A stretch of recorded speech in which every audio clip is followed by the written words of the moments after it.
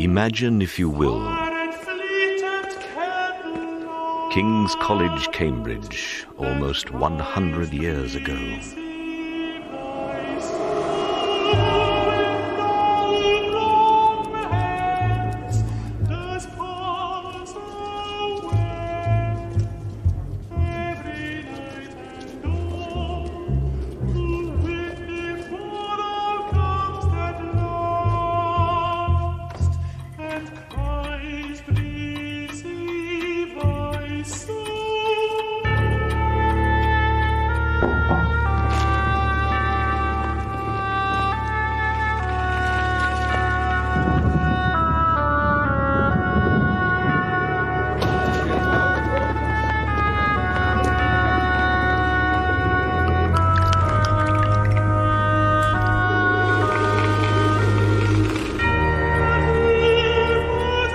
Every Christmas Eve has its ritual.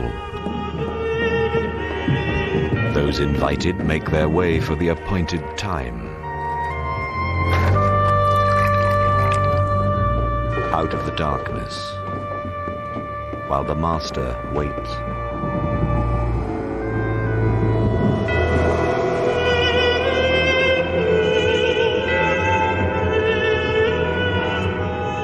Montague Rhodes James, Provost of Kings, scholar, antiquary, and writer of ghost stories.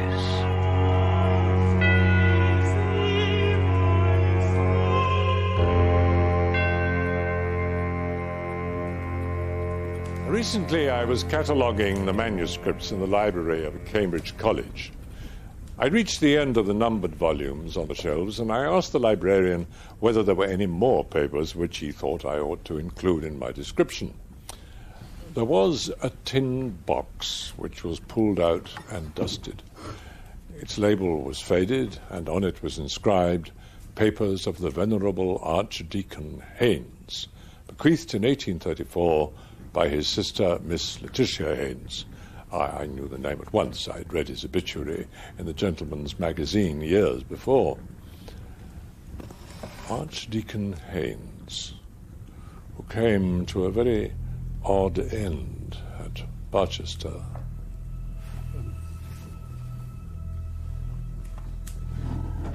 Dr. Haynes, already a mature man.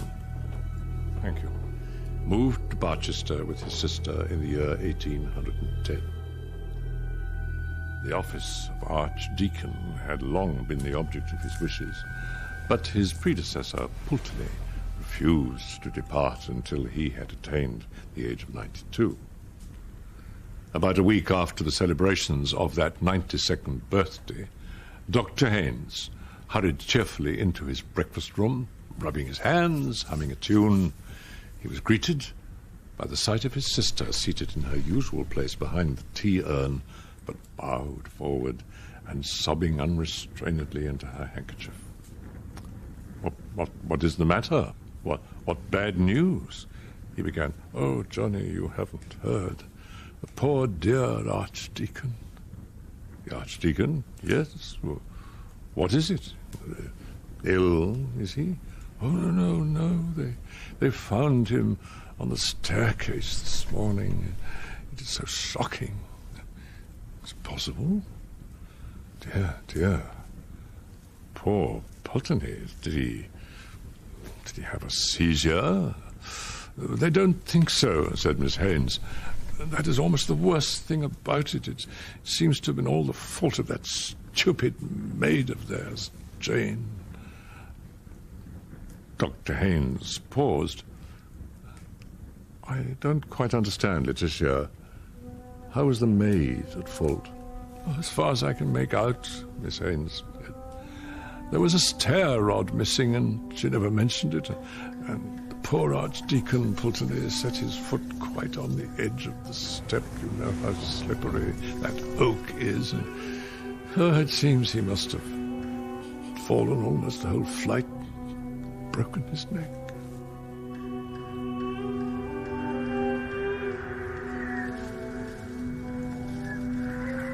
After standing in silence before the window for some minutes, Dr. Haynes left the room, and did not appear again that morning. I need only add that the careless maidservant was dismissed forthwith, but that the missing stair rod was very shortly afterwards found under the stair carpet. Additional proof, if any were needed, of extreme stupidity and carelessness on her part. For a good many years, Dr. Haynes had been marked out by his ability, which seems to have been really considerable, as the likely successor of Archdeacon Pulteney, and he wasn't to be disappointed. He was duly installed and zealously gave himself over to the responsibilities of his new position. Functions, as he discovered, sadly neglected by the late Archdeacon Pulteney. Look in Haynes' journals. He lists what Archdeacon Pulteney has failed to do. Dues uncollected for 12 years, no visits for 7 years, 4 churches in disrepair, his deputies nearly as incapable as himself.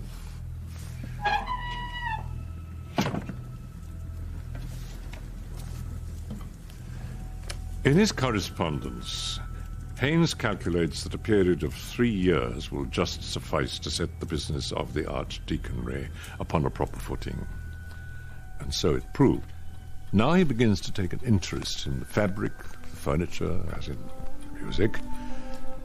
There is a draft of a letter to Sylvanus Urban, which I don't think was ever sent, describing the stalls in the choir.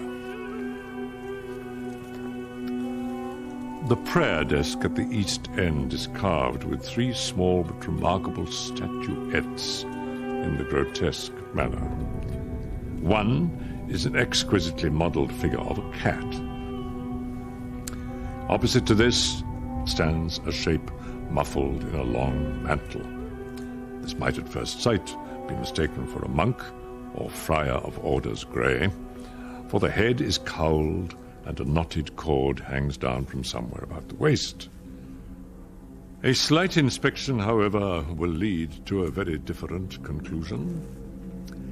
The knotted cord is quickly seen to be a halter, held by a hand all but concealed within the draperies, while the sunken features, and horrid to relate, the rent flesh upon the cheekbones, proclaim the king of terrors. These figures are evidently the production of no unskilled chisel. Some late researches among the chapter accounts have shown me that the carving of the stalls was not, as was very usually reported, the work of Dutch artists, but was executed by a native of this city or district named Austin. The timber was procured from an oak copse in the vicinity, the property of the dean and chapter, known as Holy Wood. Upon a recent visit to the parish, Haynes writes, "I learned from an aged and respectable local some of the history of the oaks employed to furnish the cathedral with its stalls.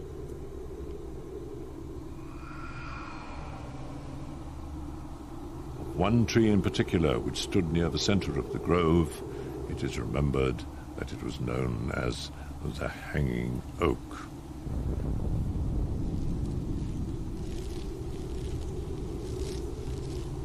A quantity of human bones was found in the soil.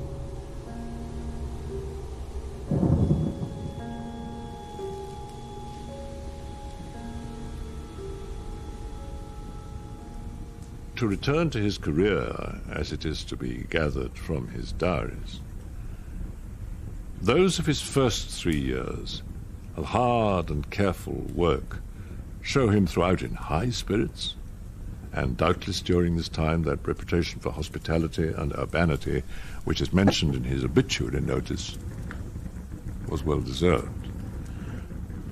After that, as time goes on, I see a shadow coming over him, destined to develop into utter blackness, which I can only think must have been reflected in his outward demeanour. He commits a good deal of his fears and troubles to his diary. There was no other outlet for them.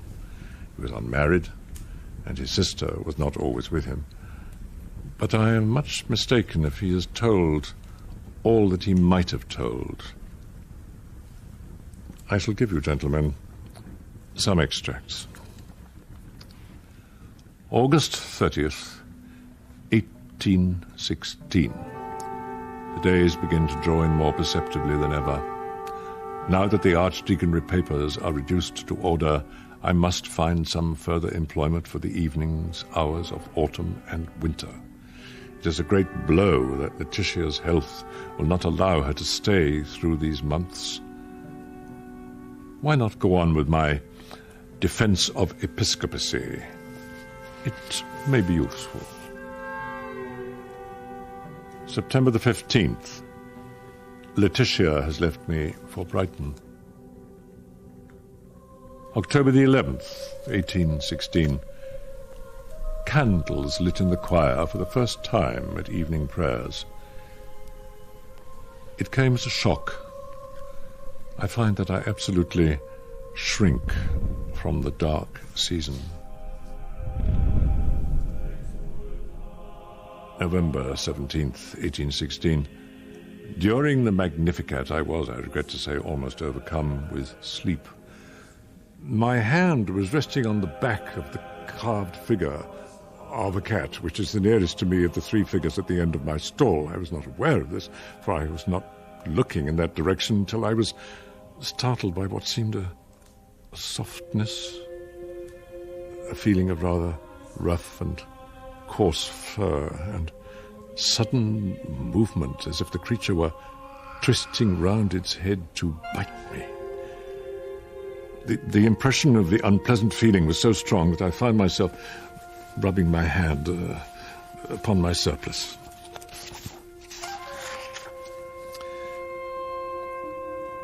December 6th, 1816. I do indeed miss Letitia's company. The evenings after I've worked as long as I can at my defense of episcopacy are very trying. This house is too large for a lonely man. Visitors of any kind are too rare.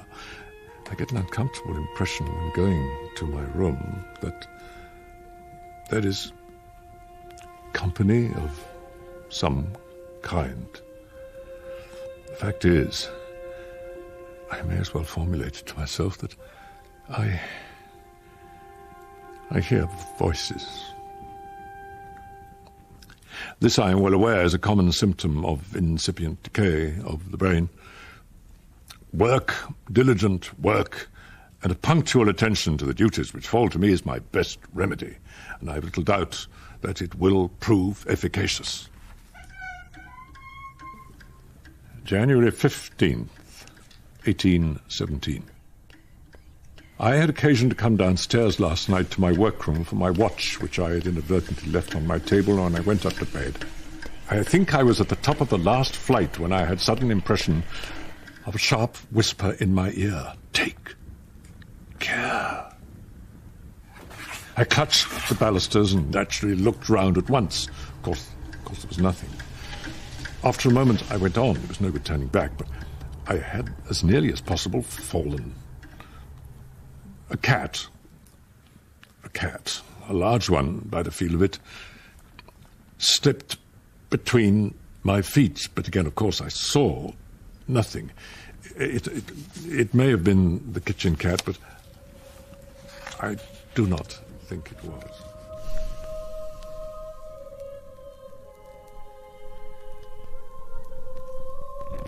Now, I digress to mention a document which, rightly or wrongly, I believe to have a bearing on the thread of my story. The account books of Dr. Haynes show, from a date but little later than that of his institution as Archdeacon, a quarterly payment of £25 to J.L. Nothing could have been made of this had it stood by itself. But I connect with it A very soiled and ill-written letter, which was in a pocket in the cover of a diary. There's no date or postmark, and deciphering is difficult. It appears to run, "Dear Sir, I've been expecting to hear of you these last weeks, and not having done so, must suppose you have not got mine, which was saying how me and my man had met in with bad times this season. All seems to go cross with us on the farm, and which way to look for the rent we have no knowledge of it. This been the sad case with us, if you would have the great liberality, probably, but the exact spelling defies reproduction, to send £40. Otherwise steps will have to be took which I should not wish. As you was the means of me losing my place with Dr. Pulteney, I think it is only just what I am asking, and you know best what I could say if I was put to it. Your obedient servant, Jane Lee." About the time at which I suppose this letter have been written, there is in fact a payment of £40 to J.L. We return to the diary. October 22nd, 1817. At evening prayers during the Psalms, I had that same experience which I recollect from last year. I was resting my hand on one of Austin's carved figures, as before. I usually avoid that of the cat now. And I was going to have said, a change came over it, but that seems to be making too much of what was a physical upset in myself. At any rate, the wood seemed to become chilly and soft, as if made of wet linen.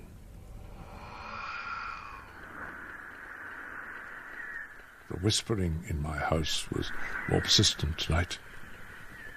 I seemed not to be rid of it in my room. A nervous man, which I am not, and hope I am not becoming, would have been very annoyed, if not alarmed, by it. The cat was on the stairs tonight. I think it sits there always. There is no kitchen cat.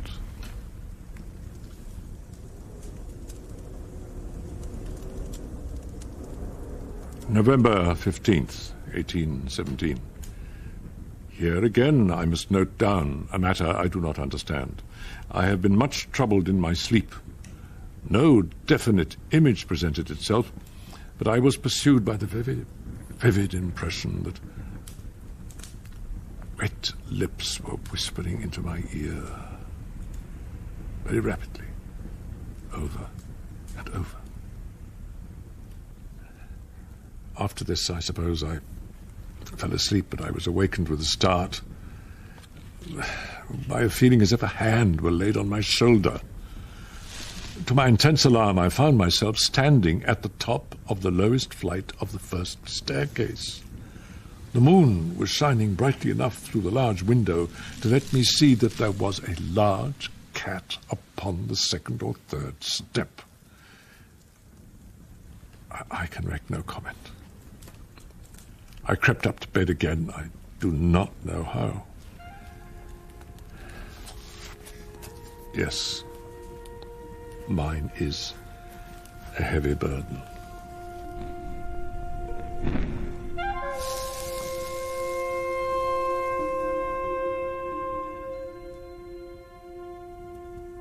Then follows a line or two which has been scratched out. I fancy I read something like, "acted for the best." Not long after this, it's evident to me that the archdeacon's firmness began to give way under the pressure of these phenomena. I omit, they are too painful, all the lamentations and beseeching and praying. Throughout this time, he is obstinate in clinging to his post. He tried to distract himself, inviting visitors to his house. January 7th, 1818. I've prevailed on my cousin Alan to give me a few days, and he's to occupy the chamber next to mine. A still night. Alan slept well, but complained of the noise of the wind.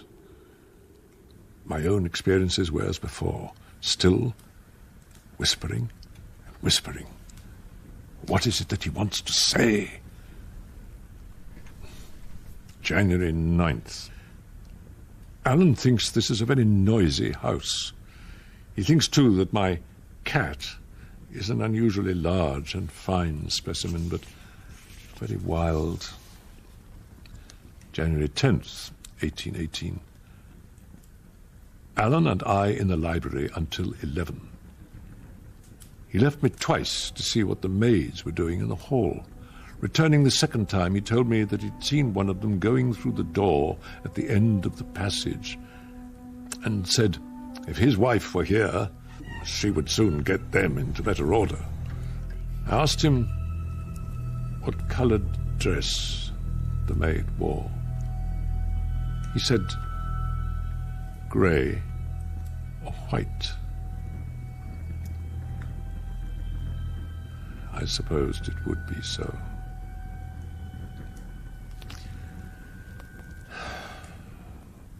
January 11th, 1818. Alan left me today.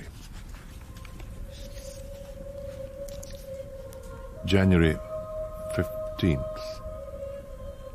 I must be firm. January 20th. I must be firm. I must be firm. I must be firm. I must be firm. I must be firm.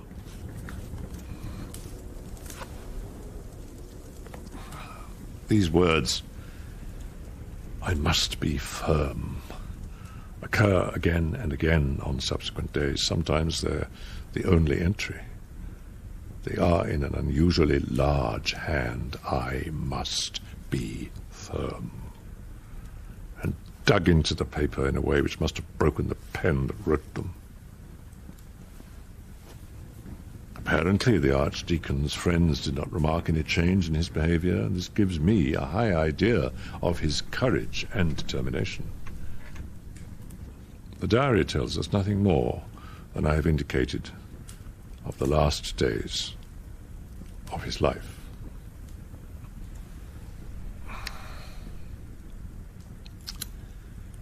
The end of it all must be told in the polished language of the obituary notice.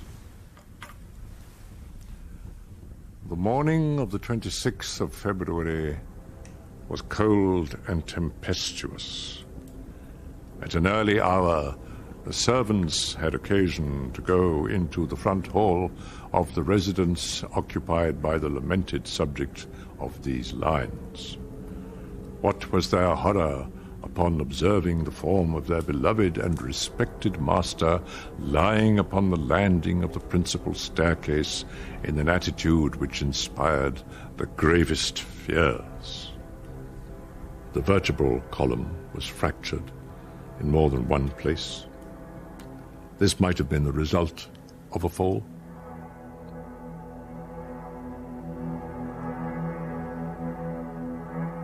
It appeared that the stair carpet was loosened at one point. But in addition to this, there were injuries inflicted upon the eyes, nose, and mouth, as if by the agency of some savage animal, which, dreadful to relate, rendered those features unrecognizable. The vital spark was, it is needless to add, completely extinct. I had already formed the conclusion that Dr. Haynes was responsible for the death of Dr. Pulteney. Haynes' ambition, the missing stair rod, the maid's dismissal, her demand for money, all point to his guilty hand. But the incident connected with the carved figure of death upon the archdeacon's stall was a very perplexing feature. My conjecture was that it had been cut out of the wood of the hanging oak. That might have been obvious enough, but also impossible to substantiate. However, I paid a visit to Barchester, partly with the view of finding out whether there were any relics of the woodwork to be heard of. I was introduced by one of the canons to the curator of the local museum. I told this gentleman of the description of certain carved figures and arms formerly on the stalls, and asked whether any had survived. He was able to show me the arms of Dean West and some other fragments. These, he said, had been got from an old resident who had once owned a figure, perhaps one of those which I was inquiring for. There was a very odd thing about that figure, he said.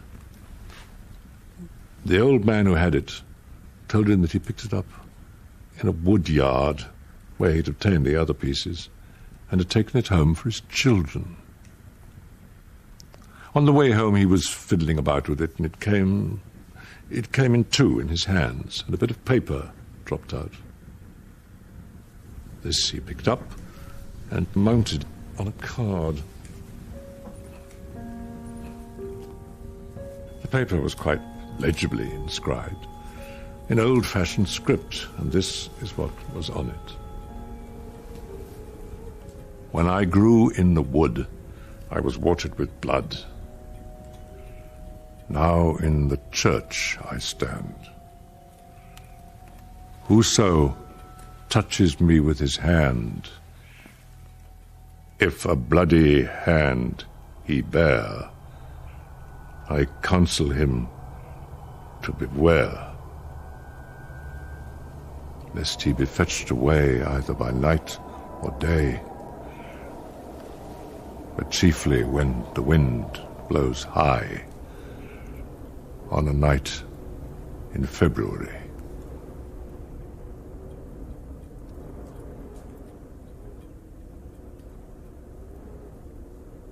This I dreamt, the 25th of February, Anno Domini 1699. John Austin.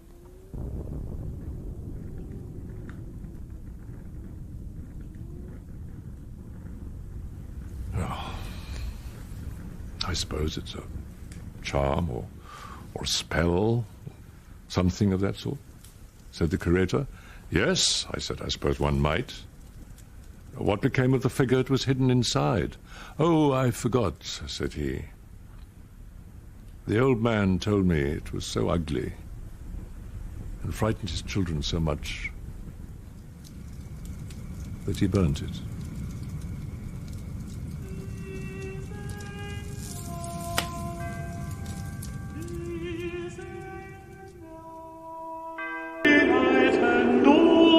Imagine, if you will,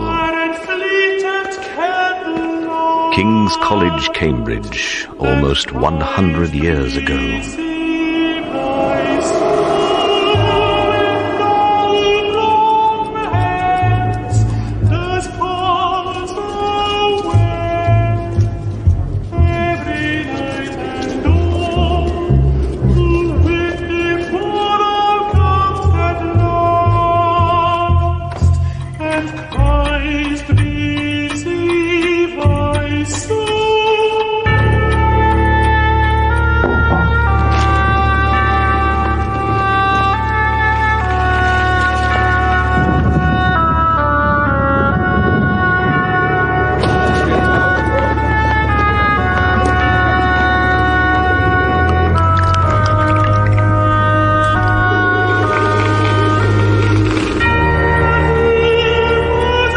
Every Christmas Eve has its ritual.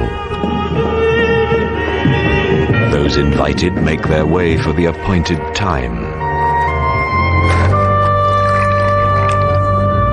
Out of the darkness, while the master waits.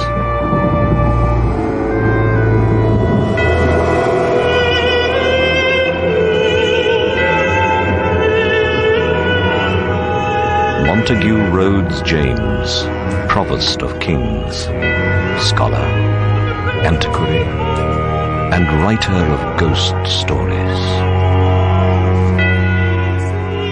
The Ash Tree by M.R. James.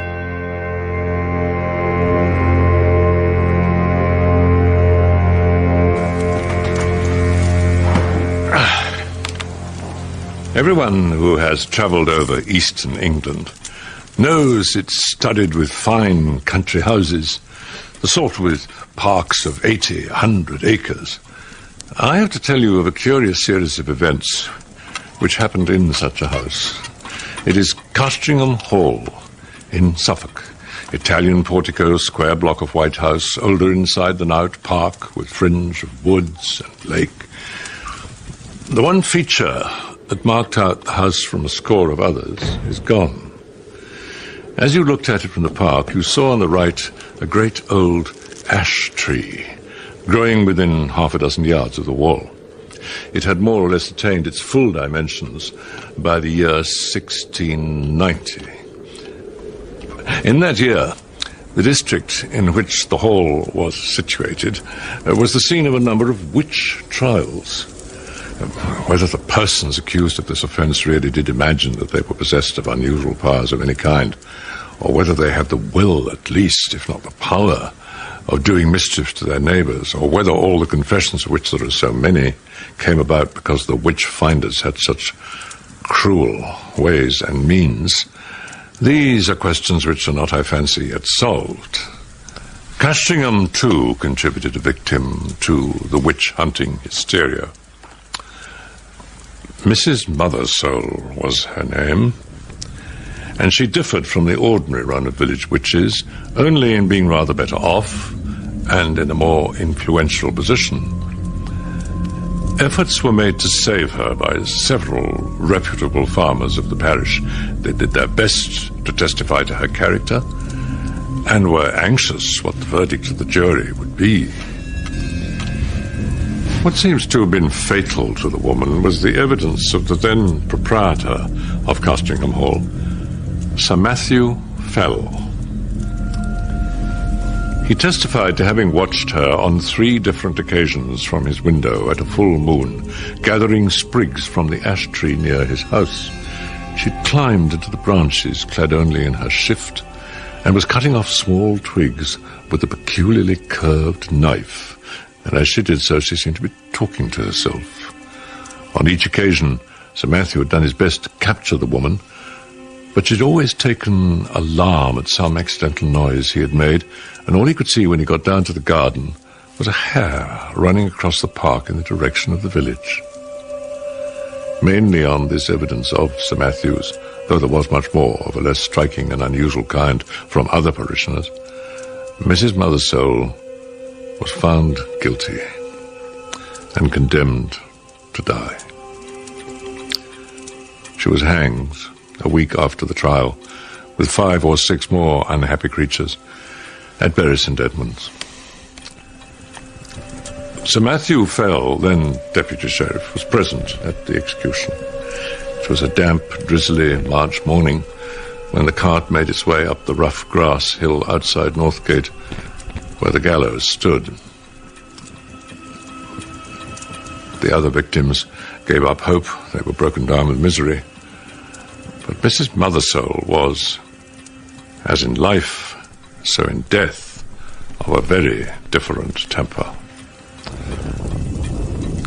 Her poisonous rage, as a reporter of the time puts it, did so work upon the bystanders, even upon the hangman, that it was said by all that saw her that she seemed to turn into a mad devil before their very eyes. Yet she offered no resistance to the officers of the law. But for those who laid hands on her, she had such fury and spite in her face, as one of them told me afterwards. The very memory of it preyed upon his mind for the next 6 months. However, All that she is reported to have said were the seemingly meaningless words, which she repeated more than once in an undertone. There will be guests at the hall.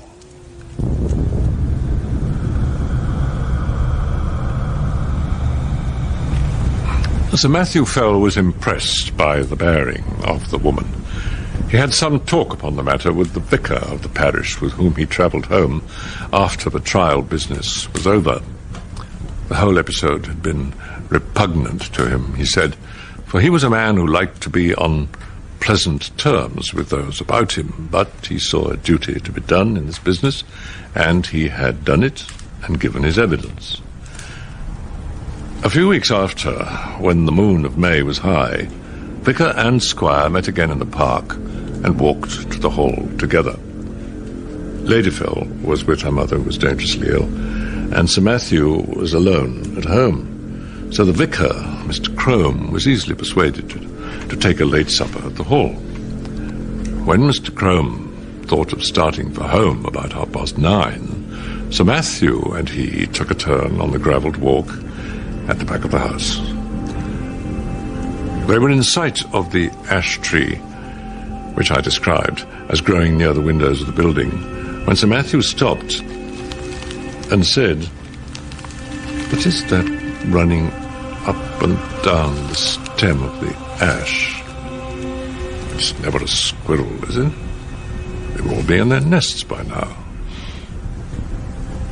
The vicar looked and saw the moving creature, but he could make nothing of its colour in the moonlight. The sharp outline, however, seen for an instant, was imprinted on his brain, and he could have sworn, he said, though it sounded foolish, that squirrel or not, it had more than 4 legs. Next day, Sir Matthew Fell had failed to appear downstairs by his usual 6 o'clock. 7 o'clock passed. 8 o'clock. The servants went and knocked on his bedroom door.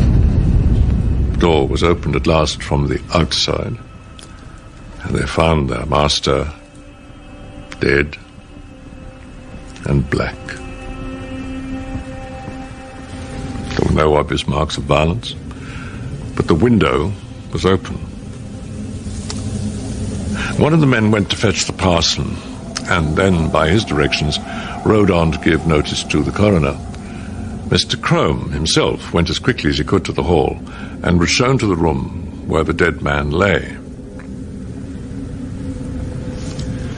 Mr. Crome has left some notes among his papers which show how genuine a respect and sorrow was felt for Sir Matthew. This passage throws some light on the course of events and illustrates the common beliefs of the time. There wasn't any sign of forced entry to the bedroom, but the window was open, as my poor friend always would have it at this time of year. He had his evening drink of ale in a silver vessel, pint measure, but tonight he hadn't drunk it. This drink was examined by the physician from Bury St. Edmunds, a Mr. Hodgkins. On oath, he declared that he couldn't detect any substances of a venomous kind, but as was natural because the corpse was so swollen and black, there was talk among the neighbours of poison. The body was very pulled about as it lay in the bed. So twisted was it that my friend and patron must have died in great pain and agony. And what is still unexplained, and to me argues the devil's work by those responsible for such a barbaric murder, was this: that the women entrusted with the laying out of the corpse and washing it, being both of them sober individuals and very well respected in their mournful profession, they came to me greatly distressed in mind and body, saying, and we had the proof of it, that they had no sooner touched the corpse with their bare hands than they felt a particularly violent shock and aching in their palms. Their forearms became so swollen, and the pain so continuous, that for many weeks they were forced to give up their job of work. But there were still no marks on the skin. I sent for the physician who was still in the house, and we made as careful a study as we were able, using a small magnifying lens of crystal on the condition of the skin on this part of the body. But we couldn't detect with the instrument anything significant beyond a couple of small punctures or pricks, which we then concluded were the spots where the poison might have been introduced. So much for the symptoms seen on the corpse. As to what follows, it is merely my own conjecture, and I'll leave it to posterity to judge whether it offers any valuable insight. On the table by the bedside, there was a small Bible, which my friend read from nightly and on rising from his bed. As I took it up in my hands, it occurred to me to try out that old and to many superstitious practice of drawing the sortes. I opened the Bible at random 3 times, placing my finger on certain words. The first words were, "Cut it down."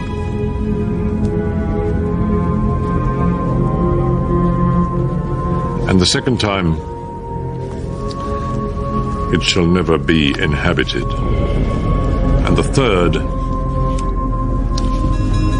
"Her young ones also suck up blood." Well, that is all that need to be quoted from Mr. Crome's notes. Sir Matthew's son, also Matthew, succeeded to the title and estates, and so ends the first act of the Castringham tragedy.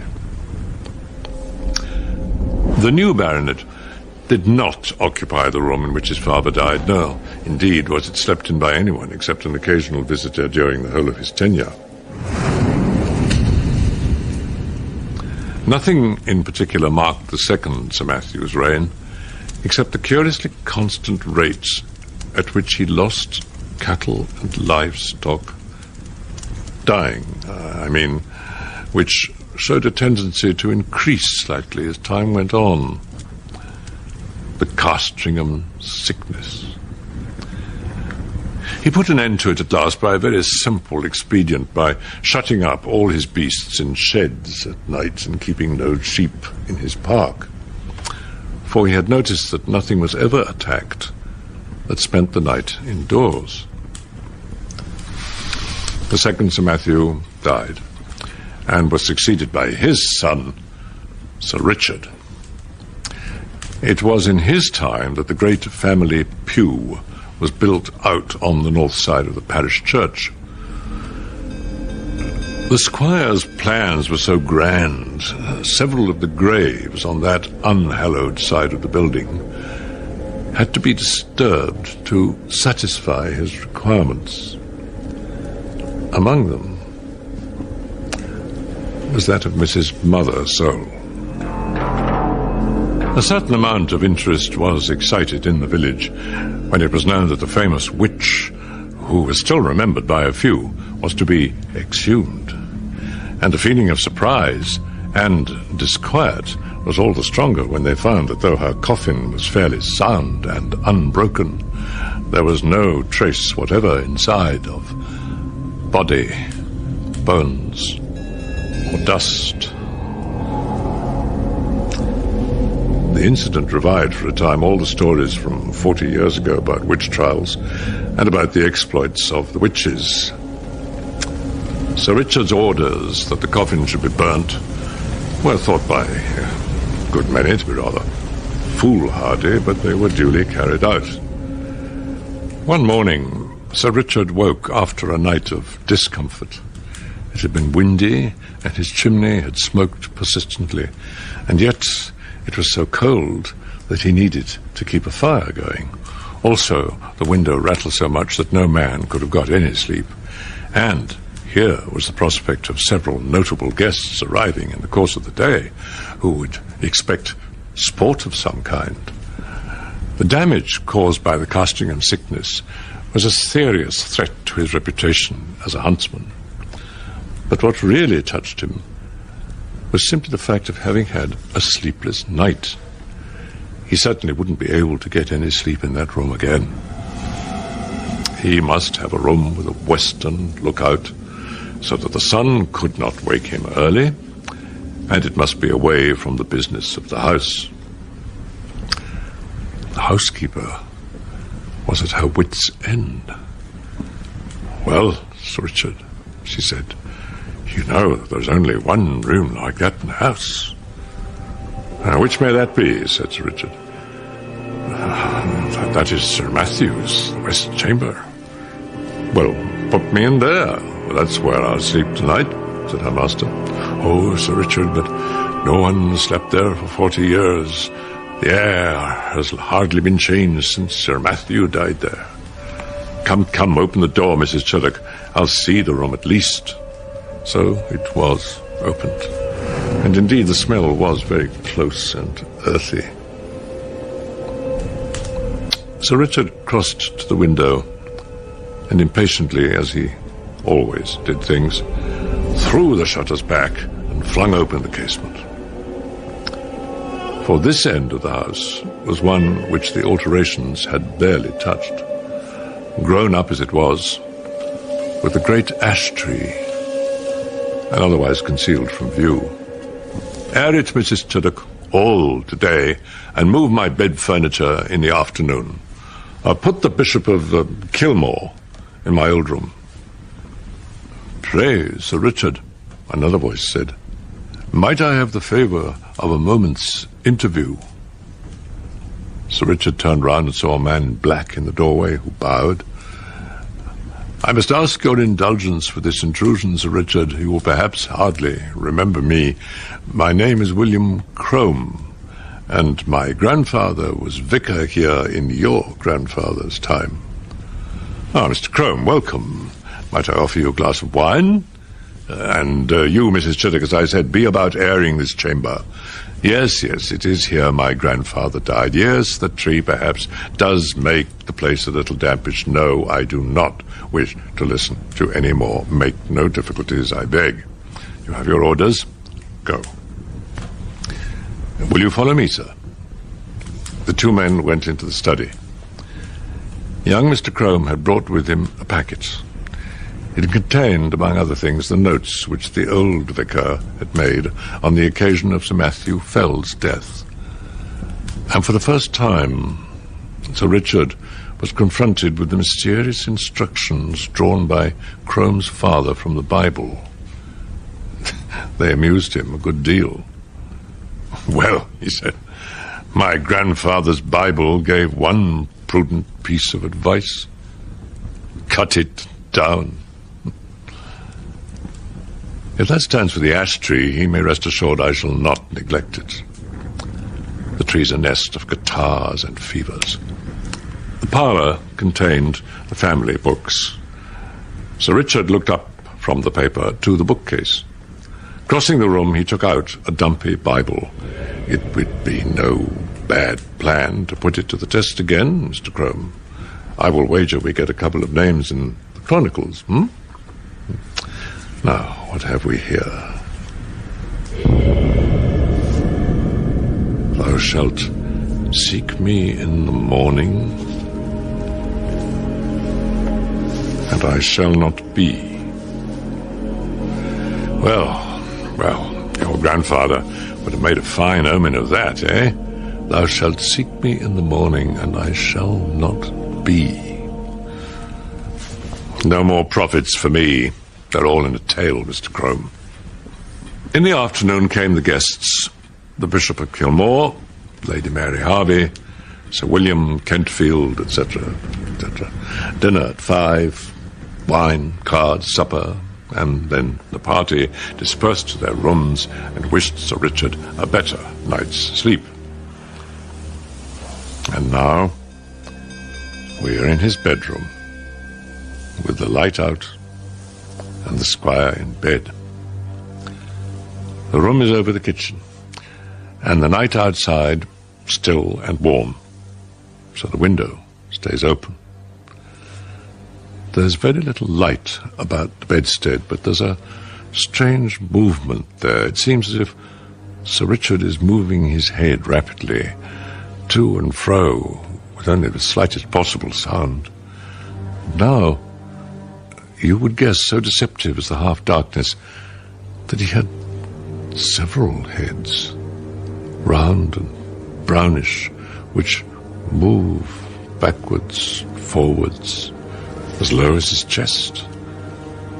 Is it a horrible illusion, or more than that? There. Something drops off the bed with a soft plump, like a kitten, and is out of the window in a flash. Thou shalt seek me in the morning, and I shall not be.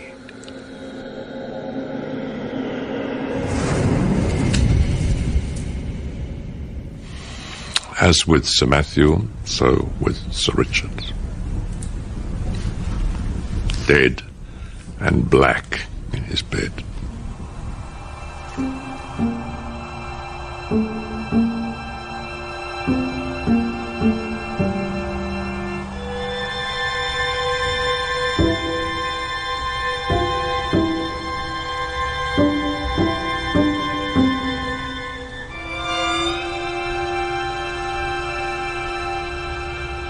A pale and silent party of guests and servants gathered under the window when the news was known.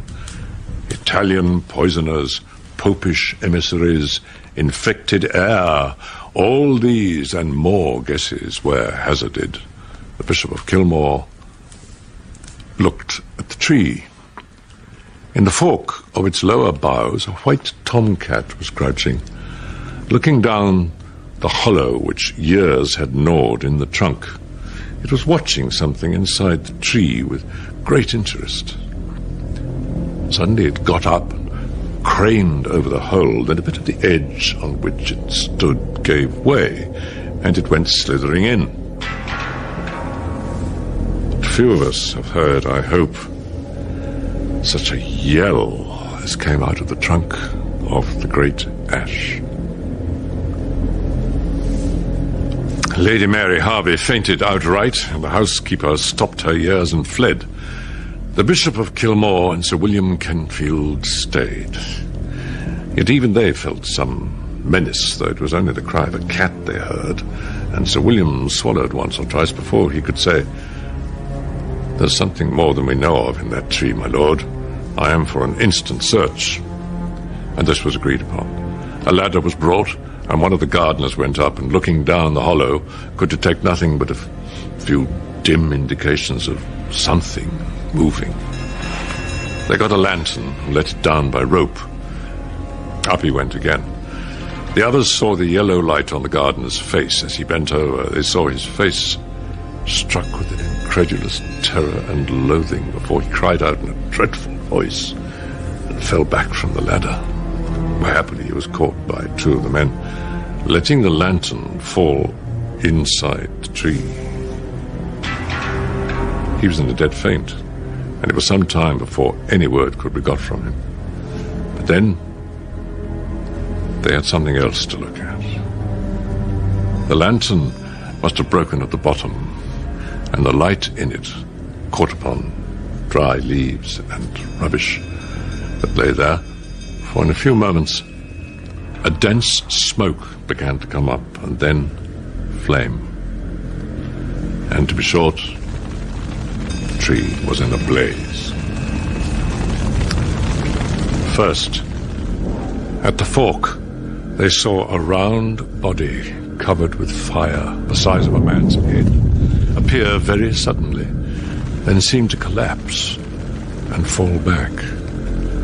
This 5 or 6 times, and then a similar ball leapt into the air and fell on the grass, where after a moment it lay still.